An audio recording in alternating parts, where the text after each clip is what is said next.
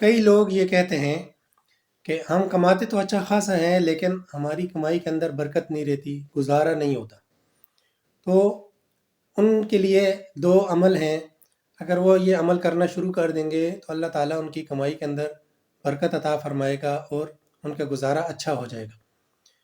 तो वो एक अमल जो है दुकान के अंदर करना है और दूसरा अमल जो है वो घर के अंदर करना है। दुकान के अंदर जो अमल करना है कि जब आप दुकान में बैठ जाएं, अपने काउंटर पर बैठ जाएं, तो उस वक़्त आपने सूरह यासीन की तिलावत करनी है।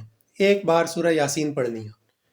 दूसरा जो अमल घर के अंदर करना है कि जब शाम को आप घर लौटें, तो घर के अंदर आप खुद भी पढ़ सकते हैं, घर का कोई भी फ़र्द जो है वो पढ़ सकता है।